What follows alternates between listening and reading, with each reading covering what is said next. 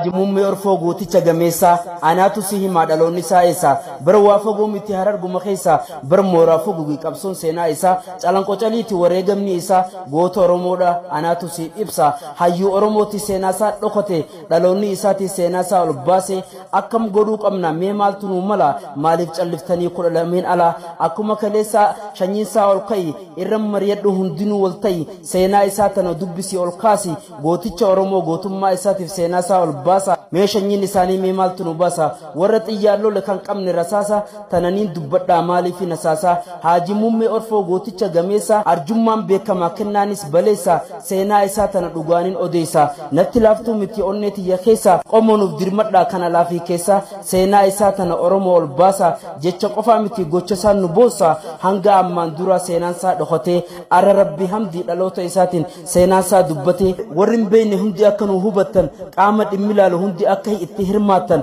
numa turti malee seenaa rilminyaatu waa'ee isaa kana dhaloonni isaatiif akka itti jabaatu kun dhaamsa kooti jeetumaa yaada warri seenaa beektan seenaa isaa barbaada akka osoon turre dafaati ol baasa hundinuu hubadhaa ilmaan Oromooti keessattuu ijoollee warra Haaji Orfoo maaliif seenaa abbaa keenyaa maaliif dagattanii bar meeqaatu jira horteen Haaji Orfoo kan wareegame saba isaatii fi dabbal mootii gaaraa biyya abbaa isaatiif goota akka Dursaa Okkoo Sharaf Haaji Orfoo maaliif dagattanii maaliif ustanii joollee warra Sharaf Haaji Orfoo maaliif ustanii joollee warra Aliyya Haaji Mummee Orfoo maaliif ustanii joollee warra Abdulatif Haaji Mummee Orfoo maaliif ustanii joollee warra Tawfiq Haaji Mummee Orfoo maaliif ustanii joollee warra Ahmad Rashid Haaji Mummee Orfoo maaliif ustanii Saadaa Tawfiq Haaji Orfoo maaliif ustanii seenaa goota keenyaa maaliif dagattanii kan biyya alaa jirtaniif kan biyya keessaa maaliif dagattanii maaliif calliftanii iyyaanuuf dabarsa shanyii warra Haajii tan alaa fi keessaa seenaa Haaji Orfoo garaanu balleessa gaara dabbaal jala silaasiidaan isaa